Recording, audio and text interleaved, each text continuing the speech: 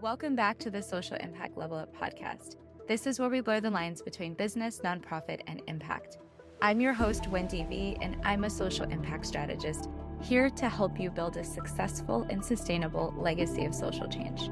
In this week's episode, we're going to hear from a social entrepreneur who has been on a journey to change the world just like you. If you are interested in social entrepreneurship, this is the place for you. Let's jump right into this week's episode.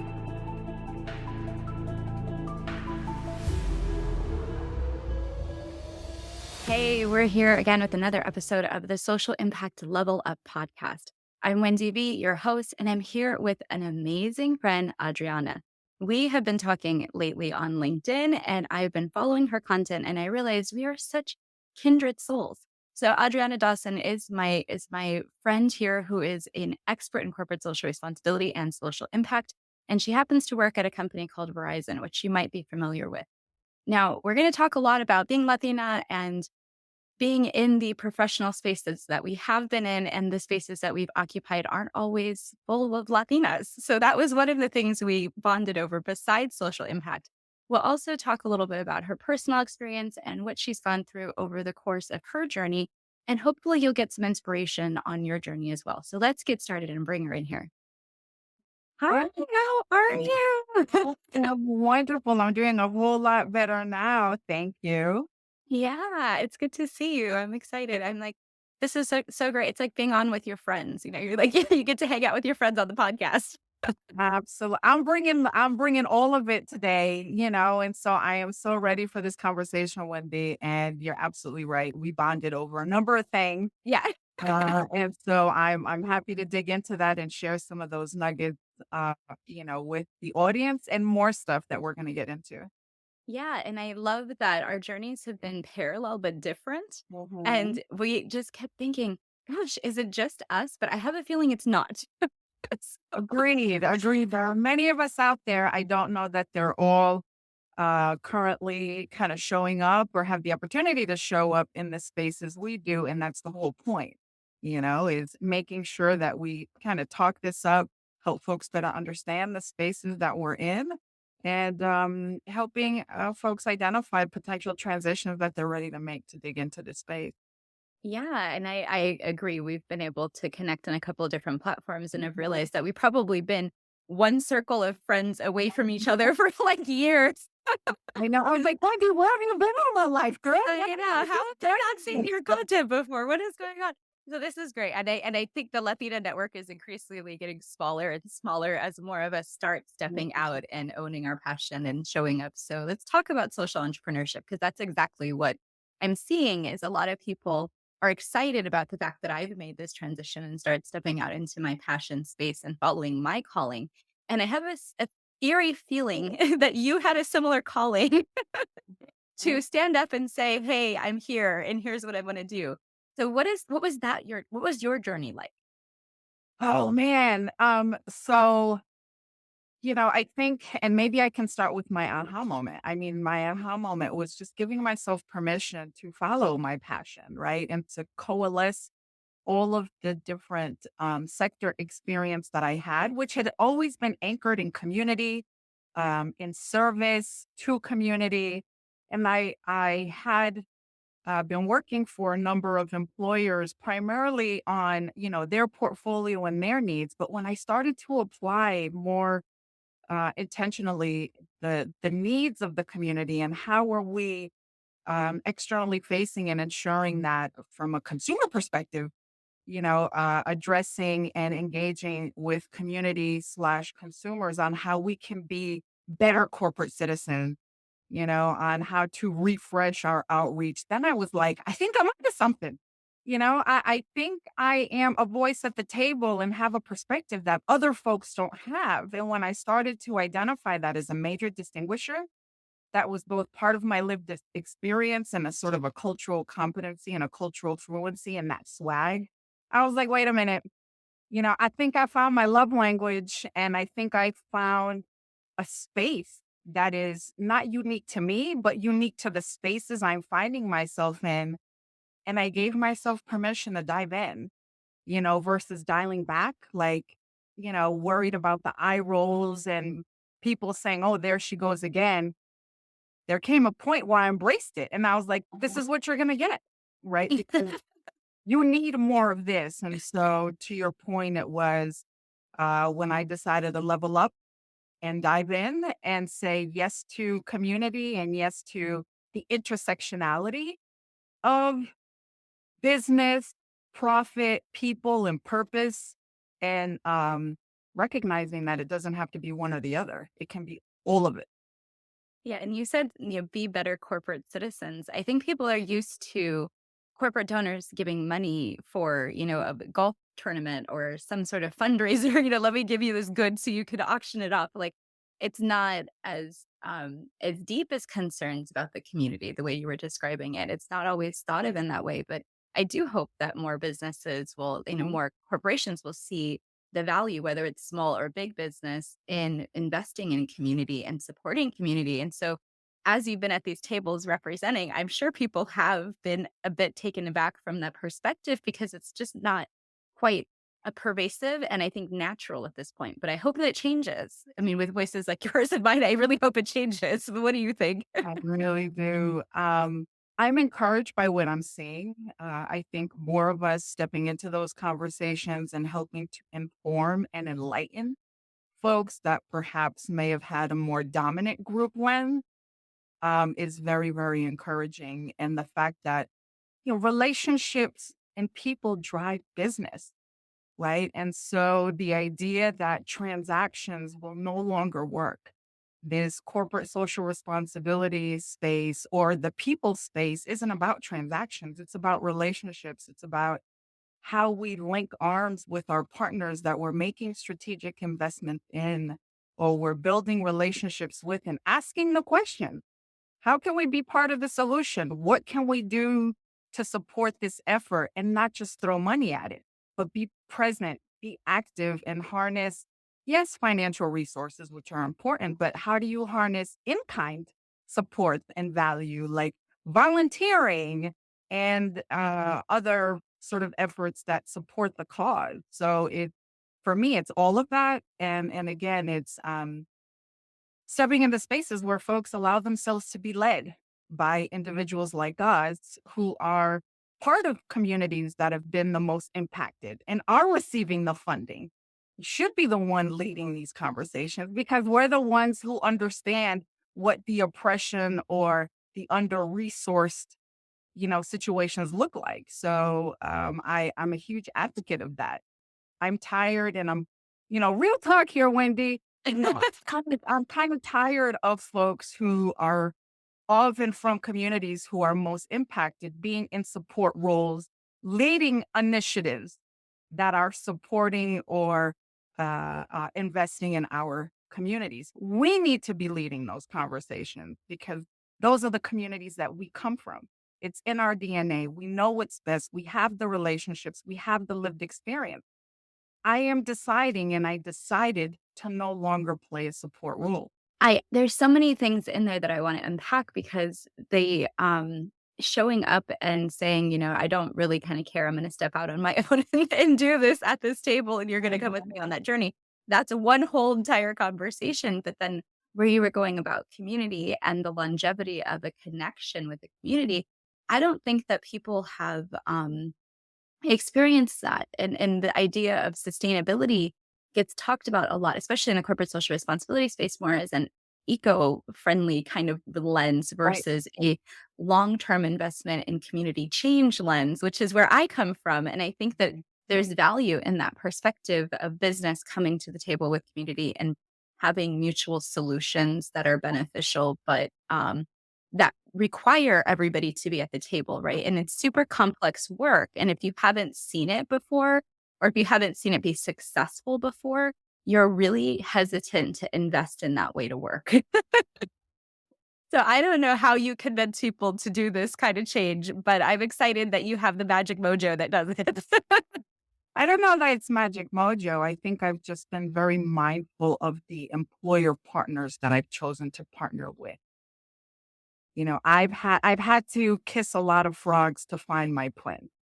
you know, and I've had some employ and notice the language, right? I've had some employers where they were very well intended and said all the right things to have me join the team to lead these efforts. And once I got there, it felt very performative. It didn't feel real. And because of those lessons learned, how I show up as I'm engaging in exploratory conversations with potential employer partners, it's the recognition that it's a relationship. And here are my values, and here's my North Star, and here's how I'm ready to be your steward and representative, and we're going to do this together. But if your energy is not matching my energy and our values do not align, and if you're not ready to do the work and be informed, then this relationship ain't going to work. Yeah, this ain't the right place for me. So the secret sauce isn't my secret sauce. It's just in the magic of uh, engaging in conversations with your potential employer partner and making sure that the leadership that you're going to report into or the team that you're going to be part of is Mhm. ready to do the work with you. And they're ready to listen and learn and sometimes take a step back because they recognize who is best equipped to lead in these culturally nuanced spaces. Yeah, and I agree because I have experienced like you, the frogs that were not in quite the right employer or vehicle to do the work. And it is hard when you're at odds with that vision of what needs to happen at a community level or a change or what Mhm. really representing certain under-resourced voices is like. And you come into a system or a bigger framework that people are very rigid in, it's not always a good fit. So I agree. So when I was thinking about, this conversation, I really wanted to understand where your initial passion for this came from. Like, how far back do you have to go into your personal history to remember when did you first think, I want to help people or I want to help others or I want to make an impact, like whatever that conversation was for you. When was that? Oh man. And thanks for creating the space to acknowledge and honor that because it really is such a part of my formative experience that I carried with me into my career. And as I often share with folks, I think I started my career unknowingly at the tender age of like 7 or 8. It's I believe it. it's part of that lived in family experience I come from. I'm the daughter of immigrants. My family's from Colombia. My parents came to this country, factory workers, and at the time in our community, it was abundant in new arrivals, right? Who were all primarily also non-English speakers. So it just so happened that I was born here and Spanish is my first language. But as I started to learn English and become more fluent in the language, as soon as I could start reading or translating, my parents activated me as a translator and a navigator. And not only was I able to benefit them when they got the mail and they're like, Adriana, esto que dice? Like I need translation, or they would bring me to their doctor's appointments or to other appointments. They would engage me with other families. "Oh, you need help? Let me bring my daughter. Oh, you need help translating that, or you're gonna go to the Social Security office or the unemployment office? Well, if you schedule it up to 2:30, Adrianita can go with you." You You were know? like the community steward. And it was not only myself, but it was other kids of families who were first gen, and we brought in this ability that our parents didn't have. And so again, I was being a little facetious, but I wasn't. That at a very tender age, I recognized the power of having a voice, the power of activating community, building community, and supporting others and amplifying their voice. So that's just something that's innately part of my DNA. So as I was thinking about career, those tenets just kind of they rose to the top. And that's a great way to think about it too. It's like being a representative of a community who had agency. And you could think of it as, new arrivals or people who struggle with English language Mhm. skills. and think of it as a lack of agency, but instead it's like there was a whole stream of people who were empowered in this community Right. in a really different way. No, absolutely. And I thank them constantly for loving on me the way they did and for trusting me because I do feel like it's such an honor when families and individuals invite you into their personal stuff and are vulnerable with you and ask you to join them in advocacy or in support. And so the role that I was in then and the role that I'm in now, I don't take lightly, I don't take for granted. And I feel such a sense of responsibility and a sense of honor for having the ability to uh, be part of community and helping amplify different voices and opportunities that often get lost. Yeah, and I agree that it's you don't always see people like you at that table representing or having the voice. So sometimes when you do, you're like, "Oh, that's my one friend." Right, right, That's the right. one person I saw who's also brown here in this room. So it is kind of an anomaly. You don't have like a whole room full of people, but I think as the generations change, now you are starting to see more Mm. and more diverse spaces that have made it to C-suite or high level executive positions and are at the table making decisions. And so, what have you noticed in like this social impact space? Is there more diversity? Are you seeing more voices, more people stepping out, or do we still have a call to action for people to hurry up and step out? Like, what are we doing here? Let me get my blade horn out, girl, because that's not the action needs to be loud and proud. And I'll circle back behind my earlier statement. I think there was a report that was released a little over a year ago by a national organization that keeps their finger on the pulse of the corporate social responsibility space and the trends and the activity. And one thing that was very clear in that report was, if my memory serves me correctly, about 67% of the leaders who are leading this work are white women, right? And so I applaud the allyship there, but certainly that speaks volumes about folks in support role who have that lived experience, the cultural competency, and the skills and the ability to be leading, but why are they not? Right. So we need more flavor in this space. So that call to action is loud and proud. Okay, guys, listen up.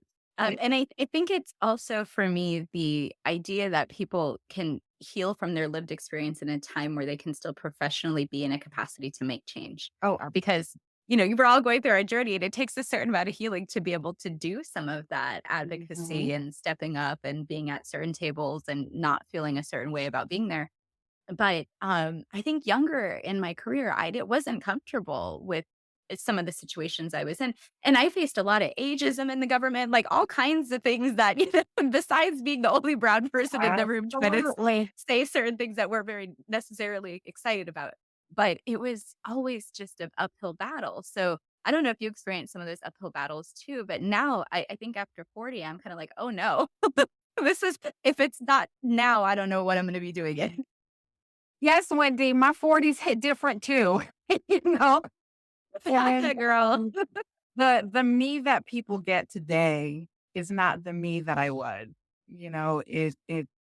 It's been a lot of healing, a lot of understanding the triggers and recognizing why I wasn't showing up when people or community needed me to show up a certain way, and I couldn't. I didn't know how to years ago for fear of ABC, like you name it, right? But now I'm in a season of we. It's not about me. It's not about Adriana. I'm in the season of we. And if I can join my voice with others to make it louder, to have greater and deeper impact, to bring business closer to community, to understand how those strategic investments are really impacting lives, to help cover our blind spots. Like, hey, you all are doing great, but these are some other things that you should consider, right? Where we could certainly appreciate your support. Um, I'm I'm just looking at everything very differently, just given the years of experience, hiccups, and lessons learned. I'm not taking any chances anymore. I mean, I'm in the business of people, right? And so again, that's a huge responsibility and honor that I have, and we got to get it right. Yeah, and there's so many people in need, and so when you're the face of a vehicle that has, like, support or help or funding or resources or connections, like, whatever it is, you kinda, like if you don't show up and don't act as that conduit, then the connections don't get made. No, So no, absolutely. And I mean, to illustrate that point even further, as much as our community may appreciate a commercial that talks about our the proverbial, the broader our products or services or what we do, what they appreciate more is when we show up. You know, uh, how are we making ourselves in that commercial come alive? Right. And so it's the appreciation of the human capital. I understand that ads are important. Marketing and branding is very important, but it's what are we doing on a hyper local level? Right. And how are we being present and showing up and having these conversations with real people that can offer us real feedback? yeah. And then showing them that we did something with it, right? Like, going back to them and saying, "Oh, here's the information you gave us. Thank you for stepping up and participating. And we're not just gonna give Mhm. you a gift card for coming, but, we also wanna demonstrate that we did something with the information you shared." Exactly. It's the gift of listening. Yeah, yeah, holding space, listening, being part of active conversation, Mhm. and then using the conversation to create change, and it's such a really beautiful process when you see it, but gosh, does it take long.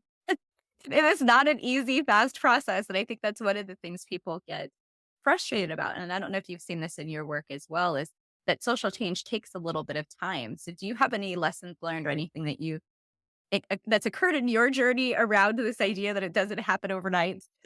Yeah, no, absolutely. And I'm happy to share some of those. And I also want to sort of anchor that in the idea that I appreciate the mindfulness around developing strategy to do that. But where I think people get stuck and folks in our space get stuck is how do I operationalize it? Right. Especially when they've had strategies and year after year, they develop new strategies, but those strategies go nowhere, you know? And so, um, again, it's how do we come together to help sort of lift thinking to help folks better understand how do you make that strategy come alive? How do you operationalize it? What does it mean for the talent that you need to bring on board? What does it mean for how you're engaging in your community engagement, right? To partner up with key organizations or anchor stakeholders and partners who are doing the work that you can align yourself with. So I think there are different levels to the work, but oftentimes folks just get stuck. I developed some great strategies. I can't wait, for Q1 or Q2. Well, okay, that's great. And then when you follow up with them, like, where have you been? Tell me more about what you've done. Well, we've tried this or that. So it's the operationalizing of these activities. I feel like folks just kind of thwart Yeah. with it. It's so funny that you say that because when the government invests a lot of time, resources, money into impact projects, and we call them initiatives because we don't want them to be like a project and then they just go away, right? So we're impact initiatives, and we would take the time to do the planning and start executing. The biggest confusion people get is in that space of planning and going into the implementation of the strategies, Mm. and that's why having, like, technical assistants, having people like me who come in and are like, "Hey, here's how we walk through this process gracefully," but also with the idea that sustainability is happening from the jump. Like, we're not gonna get to a certain place and decide, "Oh, I need to sustain my efforts, and now I need to do all these things," because that's typically what happens when a grant is over or a project is coming to an end. It's like, "Oh, no," this panic, but you're never gonna be able to build something sustainable if you can't even start implementing the right way. And it like this catch 22 because people have these wonderful ideas, but they can't get to the part of where the idea is consistently being done. You're like, Mhm. "Oh, no." Exactly. And that's where folks really need to be open to pulling on talent assets that have this experience, leaning on consultants and working with others who have deep experience in this work or can help cover the blind spot to help better understand how this gets executed, but more importantly, how it's woven into the initial strategy, because everyone, Yeah. should come in with that baseline. Yeah. We're developing strategy, we're building and constantly weaving and thinking about how this is going to be executed, who we're going to need, how this is going to be resourced, because the resourcing piece is really important. This is all great work. These are all amazing strategies, but if it's under resourced and you don't have the talent assets around it to help with the execution, it's just a pretty piece of paper. Yeah, and I think that that's where people assume if you have a business partner, the business partner is gonna come to some sort of like as a savior to the table with these resources. And it really takes a whole bunch of braiding resources together with like federal, local, state, all of those things and business and individual donors, like all of it. And I think it gets really like complex and meta at some point. So you have to have a plan. You have to have a strategy. Absolutely. And I guess to your point, if I could dig a little bit deeper, that coalition building is key, right? Because sometimes when we just get so focused and stay in our lane, like this is my role and this is solely my role. And I think the magic also happens in the ability to collaborate across sectors, collaborate, across lanes and engaging stakeholders in that coalition building and the convening.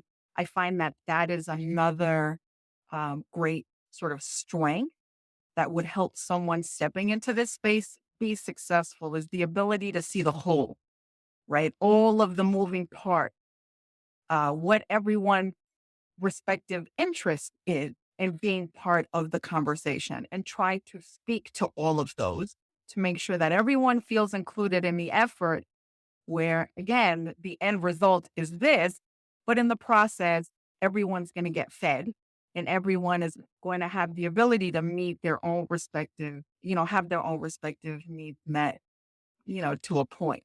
But that coalition building, that relationship management, I think is a major skill set. Yeah, and if anybody wants to look into collective impact, that's exactly what collective Oh impact is yeah, about.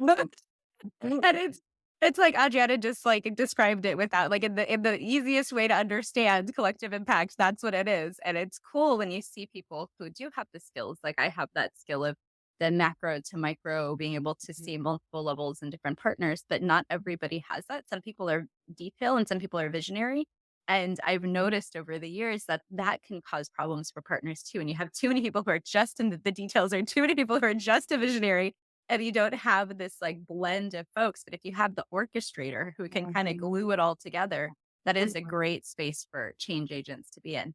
The other question I wanted to ask you about your experience with if there was somebody coming up, like especially a person of color who is, maybe in grad school or getting ready to launch their career, what is one piece of advice you in this social impact space that you wish somebody had bestowed upon you when you were in that range of experience? What do you think would be the one thing you would want to say to somebody? I would say, yeah. So I'd like to answer this perhaps in two ways, right? If it's Sure, someone, you do what you want, girl. It's your episode. Yep. If it's You do someone you, boo. I appreciate you. I want to make sure, I follow some guardrails. But if it's someone who's No, there's no already guardrails started, here. You'll learn. thank you. But if it's someone who's starting in the community space, in the nonprofit space, learn. I mean, really, really dig into that, build out those relationships and just, again, understand the magic that happens there. I think in the nonprofit space, the community space, because they tend to be under resourced, uh, both from a human capital perspective and financial.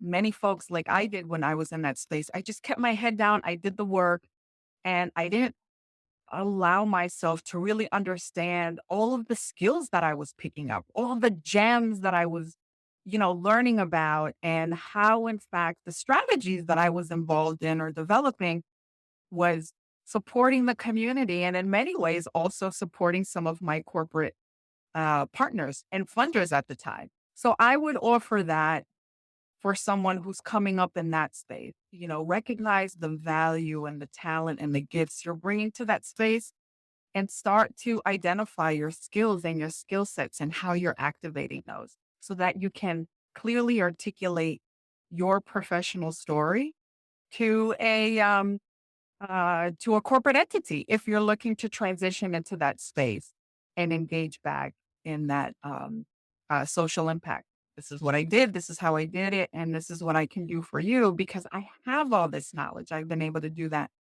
And for folks who are starting their career in corporate, I would say engage more closely with your community, join a nonprofit board, volunteer, right? Because being in this space and a representative of a foundation or a philanthropy opportunity and just kind of reading about community, Googling community and sort of Watching following. Community from afar. Yeah, or like the research tells me this. No, no. Don't allow, I mean, allow the research to help inform, but roll up your sleeve and really understand the communities that you are supporting, how they move, their cultural and historical context, what they've been through, what they're struggling with, right? Like there needs to be a heartbeat, behind the strategy and the work. So I just wanted to offer those two perspectives depending on the pathway, that the person is going on. Leverage for the one, leverage the community strengths and be able to tell that story when you want to transition somewhere else. And for the person already in corporate wanting to get into this space, get yourself closer to community to understand all the flavor and magic that's happening there. Yeah, and I love the idea of that because the bureaucratic government organizations also have that same corporate problem that everything is like it's all based on research and that's great, but when it comes to the practicality of what people's experience is and the diversity of experiences and the Mhm. diversity of communities and people within them, it starts breaking down and gets really difficult to lean on statistics and to really say that these are accurate representations of human experience. Right. Right. And as you know, our communities are not homogeneous, right? And Oh, so, no, not at all. uh, you know, so it is like, what does that mean? And, as people are thinking about strategic funding or volunteerism, it's how are we showing up? How are we informing our folks as they're stepping into new spaces, right? So there's like a lot of learning that has to happen and be ready for that learning because again, that the research is helpful to a degree, but we need to unpack that. Yeah, I'm the queen of the research, which is why I'm the one who's like, "Hey, guys, I know for sure it doesn't work that way." I love that. Underscore that. Yeah, I guess I've been there, done that. Tried to solve problems with research. Hadn't always worked. All good. But, the other questions I have really focus more around, kind of like around you as a Latina and, your lived experience. So we started there when you're talking about your childhood, but you mentioned it a couple of times, being that was the solo person or the solo voice at certain tables. How were you able to like mentally overcome any barriers or process through that that idea that you were the sole Latina there? Because I think that a lot of the times, particularly when you're talking about people of color, but Latinas in general, it's so much work to just get to those spaces, but then we tend to have mental strife once we're there.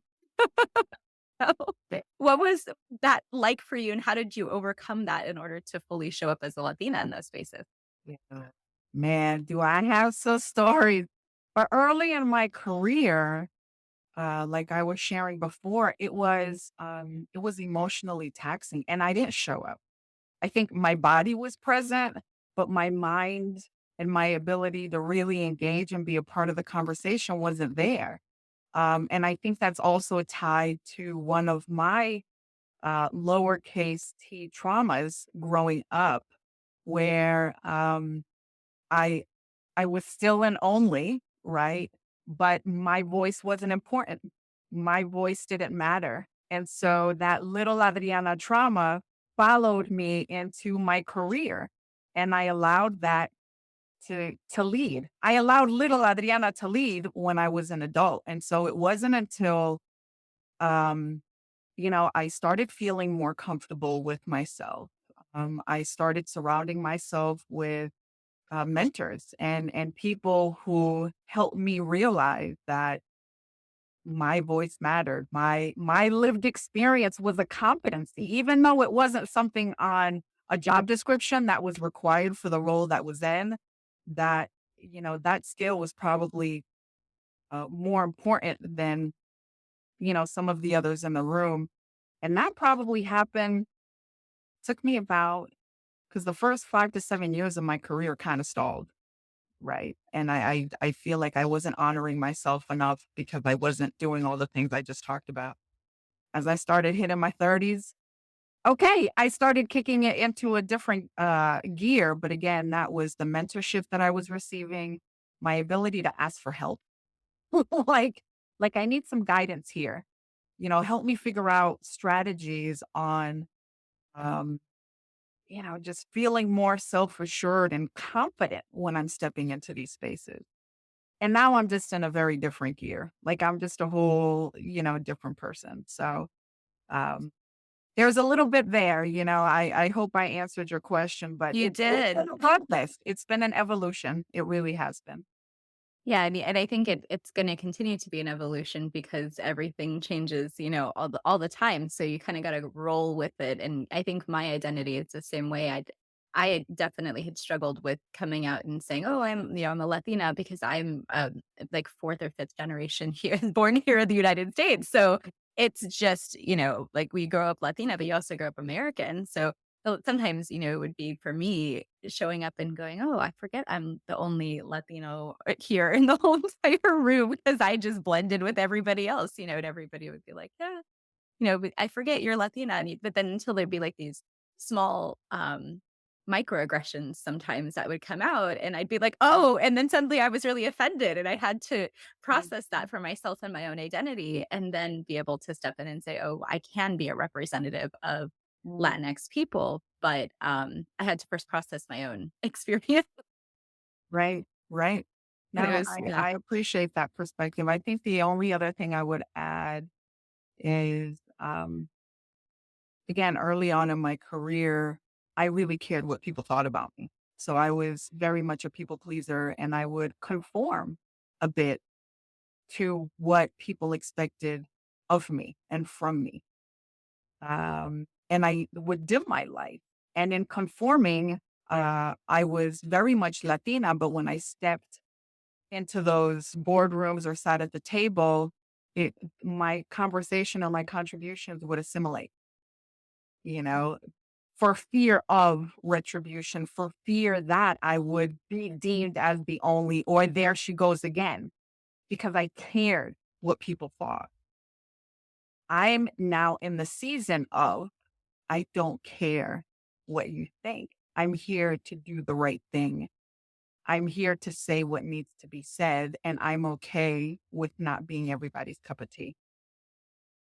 Yeah, I love that. I don't I'm in this season of I don't care, you guys. If you don't pick anything else up, pick up that. That's a great quote. I love it. And I love the idea of, when you did finally, I guess, start letting yourself show up. I'm sure your career stalling and things that happened earlier on, did it change? That was my next question. it completely transformed, because I think I also exuded a level of professional swag that I didn't before. The way I spoke was different. I held my head differently. I walked into these rooms differently because I was okay with speaking the truth, And again, if I was invited here, there's obviously something about my level of contribution that you want. So I'm going to give it to you. And so it was when I realized that and I stepped into Adriana 2.0 that I realized and witnessed my career start to shift and change and just gain some momentum because of that level of confidence. And I was starting to be considered a thought partner, right? Mm. Because I chose to no longer just be in the support role. I chose to open up a conversation.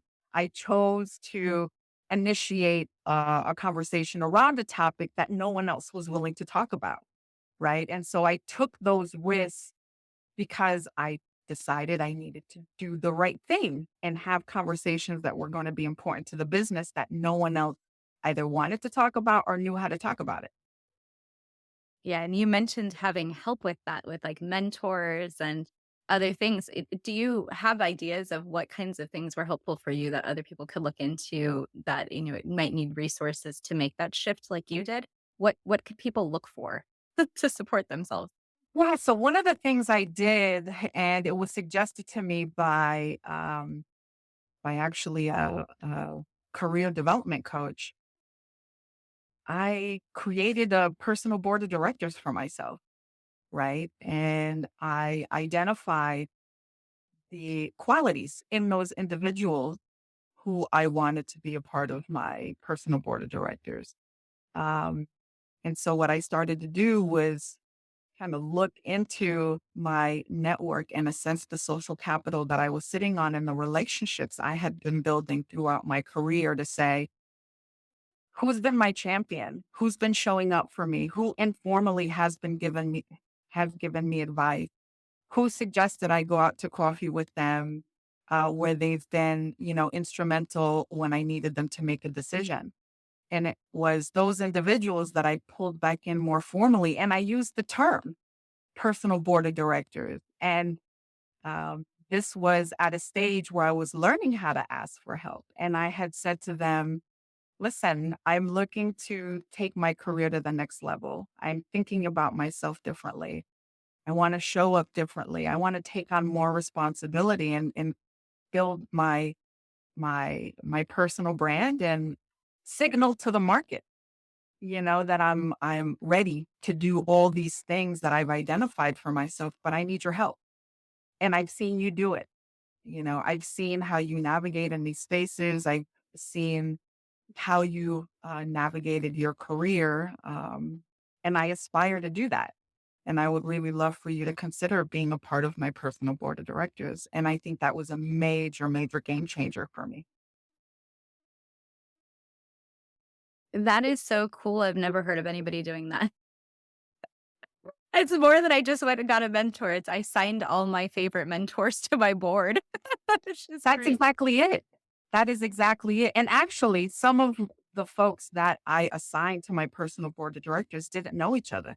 So Oh. that became magical where they connected. And in doing that, it created joint ventures or friendships for them that wouldn't have happened. And so, what I've done since then, and I started doing that maybe about 10 to 12 years ago, I refresh my board. So, I have like term limit, right? So, depending on my next move or what I want to do next, it's hey, listen, so here's my next aspiration. And there are some other folks that I'm thinking about bringing in. And again, it's like that conversation. And so I have rolling term limits and I refresh my board. Oh my gosh, this is so cool. You need to I am like, where's the master class on this? I need to understand. I need to build one. That's awesome. And I love the idea of having the frank conversations with people that you respect. That's always a good practice to be able to do. So that's good modeling for others. So I had just a couple last questions. One, I wanted people to know if, what exactly what is your role? What do you do? Who are you? Do you want to do a quick intro? And then very briefly, if people want to connect with you further, what is the best place to find you, best platform, whatever way you want people to connect to you after the show, and then I'll make sure that there's anything to put in the show notes that we have it in the show notes. Yeah, I love that. All right. So my elevator pitch, who I am, right? Yeah, So I yeah, let's love see. that. All right, folks. So again, Adriana Dawson. I currently have the privilege to oversee the Verizon Foundation at Verizon for my market, and I'm based in New England. And so, overseeing our strategic investment, engaging and driving our social impact programming effort. And I have the wonderful good fortune of being in the community and building those relationships, right? So that's what I do. Who I am. Yeah. So who I am, I love collaboration. Connecting with others is my love language, right? So how to connect with me. LinkedIn is my jam. Love LinkedIn. Love the new connections I've recently made. And so I'm in the season of we, right? And so however I can support your journey, whether you want to uh, follow me on LinkedIn, DM me, and we can find 15 minutes to chit chat. I can learn about your journey. And if there's someone in my network, who I can connect you with, let's go, let's do it. Right. If you're looking for advice or want to hear about my crash and burn situation, where it helped drive all the lessons I learned that's gotten me to where I am now. I'm happy to tell you, about all of those crash and burn. So I'm driven by um, all the ways in which we can, again, the collective impact. How can we come together, do the good work together, and build community in the meantime to position each other for different opportunities just based on where we are, in our career life cycle. And I'm happy to do that. I love that. That is my love language. And you are so generous with that offer. I love it. It's like such a beautiful thing to meet somebody who's genuinely interested in connecting with other people, but not just a hey, here's the sales pitch. It's like, no, I'm not selling you anything. Come with that. I want to know about you. Like, let's figure out how and I use the term, like, how can we rock together? What can we do? How can we collaborate? How can I support you? Like, that's just because I wish I had this when I was coming out. I grew up I'm a Gen Xer, so I grew up at a time and started my career when we didn't have these platforms. I didn't have the internet, the way it exists now. And I often wonder, what would my career have looked like had I had these conversations and this kind of support? And the access to information, I think that's the other one. Oh my gosh, yeah, so much more information now, you can't even handle it, but before it was like, "What? What's going on? Is it in a paper somewhere?" Yeah, oh, that's great. That's such good stuff. Well, I am so excited that I met you through our connections. I know it was such a great conversation. We have so much in common and so many things that we think about in the very similar light, so I love talking with you. And thank you so much for such a beautiful episode. This has been a great conversation. I'm sure we could talk for like 2 hours, but I'll let you get back to whatever it is you need to do doing important lady things. But I hope that our listeners found us, just truly inspirational like I did. So if you want to say any last words to our folks, then go ahead and then we'll I just want to thank you, Wendy. It's been an honor connecting with you, and thank you for creating this space and this vehicle for folks to continue to learn from you and your guests on a variety of topics. But I'm very lucky to have found you, and I look forward to our continued collaboration. And again, for those viewing, please do connect with me, and I am more than happy to provide any assistance or be a resource however I can. Yeah. Oh my gosh. She's such a good resource. So make sure you take her up on that. All right, everyone. Thanks for being here. This is the end of our episode. Have a great one. Take care.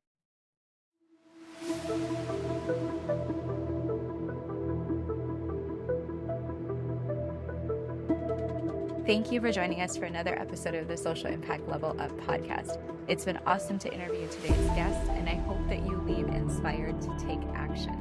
If you're looking for any of the information we spoke about, it's probably down in the show notes. Make sure that you're checking them out and you're clicking on any of the links that seem exciting to you. If you are looking for a coach or a consultant to help you with your social impact or your sustainability, reach out to me via my website, hop on my email list, or jump into one of my programs. All of the links are below. So excited to have you as part of the collective. Make sure that you come back and join us for another episode.